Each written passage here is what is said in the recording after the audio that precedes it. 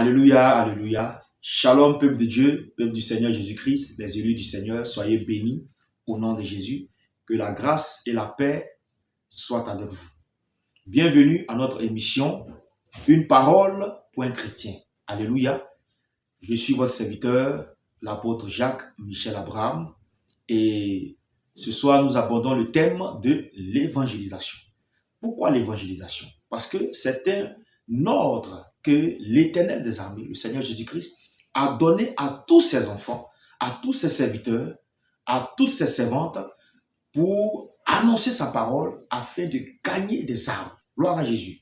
Et qu'est-ce que nous allons expliquer? Nous allons prendre pour commencer la parole de Dieu dans Romains 1, verset 16, qui dit, Romains 1, verset 16, « Car je n'ai point honte de l'évangile, c'est une puissance de Dieu pour le salut de quiconque croit, du juif premièrement, puis du grec. » Alléluia.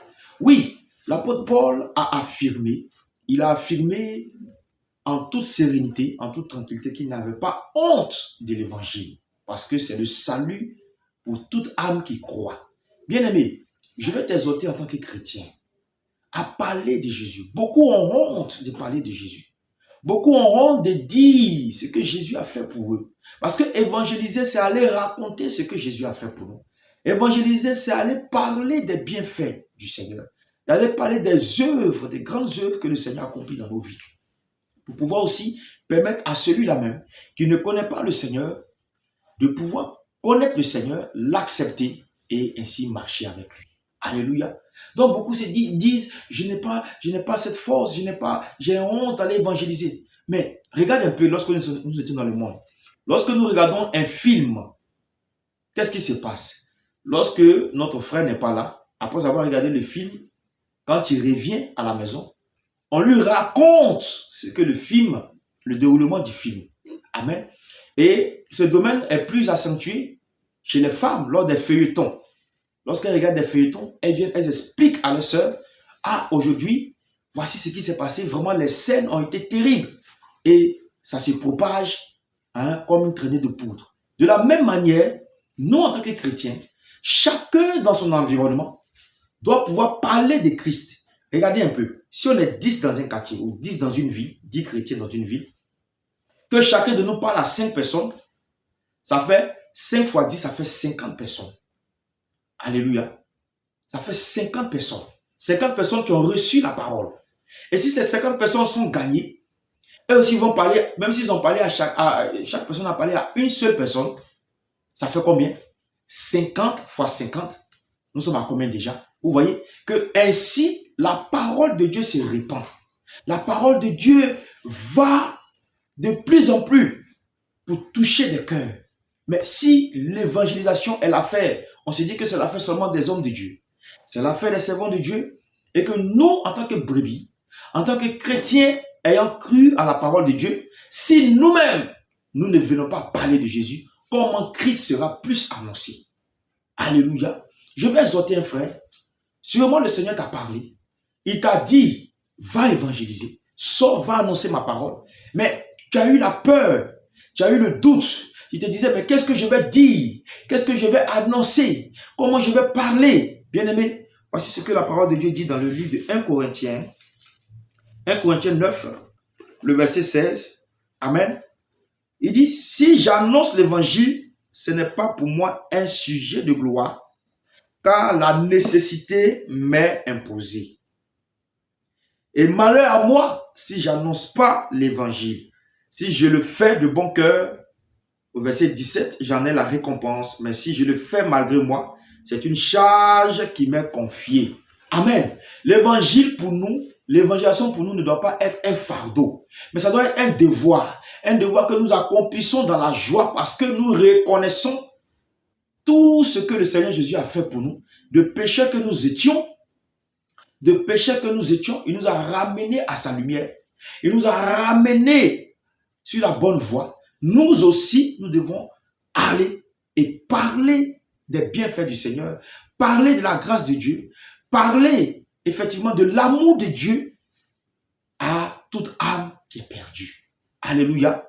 Donc, nous avons été sauvés pour aussi sauver. Sauver pour sauver. Mais si toi tu es sauvé et que tu gardes le salut, tu gardes la bonne nouvelle à ton niveau, comment celui qui est en train de mourir dans la drogue, comment celui qui est en train de mourir dans la masturbation, comment celui qui est en train de mourir dans la colère, comment celui qui est en train de mourir dans la prostitution, dans l'alcool, pourra-t-il être sauvé?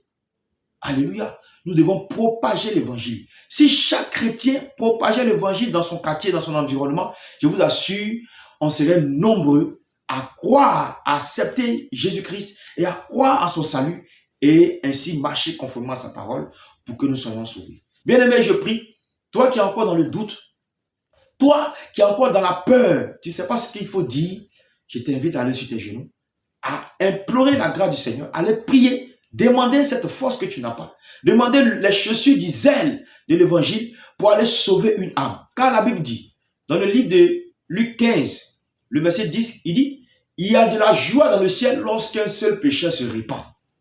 Alléluia. Donc, le seul pécheur qui se répand met la joie dans le cœur de Jésus et ainsi, tu gagnes en récompense. Chrétien, chrétienne, serviteur, servant de Dieu, je veux donc t'exhorter à aller évangéliser. Nous devons propager la parole partout, dans les villages, dans nos environnements, dans nos quartiers, dans nos maisons, à l'école, au marché, au travail, dans les rues, partout, annoncer Christ. Et cela, c'est l'affaire de tout le monde. Ce n'est pas seulement l'affaire des pasteurs, ce n'est pas seulement l'affaire des hommes de Dieu, mais c'est l'affaire de tout le monde, de quiconque croit, qui a reçu la parole, qui a reçu Jésus, qui a reçu son esprit, celui-là est en même d'aller annoncer la parole. Je t'exhorte à te lever parce que chacun rendra compte des âmes qu'il aura gagnées. Si tu n'as pas gagné une âme, tu vas les rendre compte au Seigneur Jésus. Je vais t'exhorter. Il y a de la joie à évangéliser. Il y a de la joie à parler de Jésus à quelqu'un. Et surtout que la personne, après avoir reçu la parole, se convertit. Il y a une très grande joie. Non seulement pour toi, une satisfaction spirituelle pour toi-même, mais aussi cette joie que le ciel manifeste t'est aussi communiquée. Alléluia. Chrétiens, peuple du Seigneur, je veux t'exhorter à partir d'aujourd'hui à évangéliser. Nous devons répandre la parole du Seigneur pour que Jésus ne soit pas moins annoncé et que plusieurs soient gagnés à lui. Je bénis le Seigneur. Vous permettez que je prie avant que nous nous séparons. Seigneur, je bénis ton nom pour cette parole qui a été donnée à tes enfants. Je prie qu'au travers de cette parole, tu t'appuies pour toucher une vie. Pour quelqu'un que tu as envoyé aller parler de toi. Seigneur, qui doute et qui a peur, qui ne sait pas quoi dire, Père, je prie de briser cette barrière dans son cœur et dans sa vie. Et que tu lui donnes les armes nécessaires, la force nécessaire pour aller t'annoncer partout, Seigneur. Afin qu'au travers de lui, tu puisses sauver aussi des vies dans le nom de Jésus. Tel qu'il a été sauvé, tel qu'elle a été sauvée.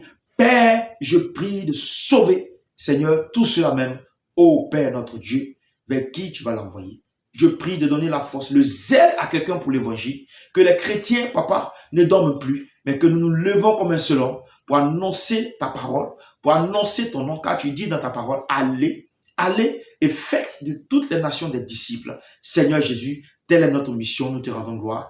Viens nous y aider afin que toute la gloire te revienne et que nos frères et sœurs, tes brebis, tes enfants qui sont encore dans le péché, qui sont encore dans l'esclavage du péché, soient délivrés et ramenés à toi. Merci Seigneur pour la vie de tous ceux qui vont suivre l'émission et qui vont, au Père, recevoir cette parole pour se mettre à la brèche, pour se mettre à la tâche afin d'accomplir ton œuvre. Reçois la gloire, Père, au nom de Jésus. Peuple de Dieu, shalom, shalom. À la prochaine pour une nouvelle édition. Soyez bénis, shalom, shalom.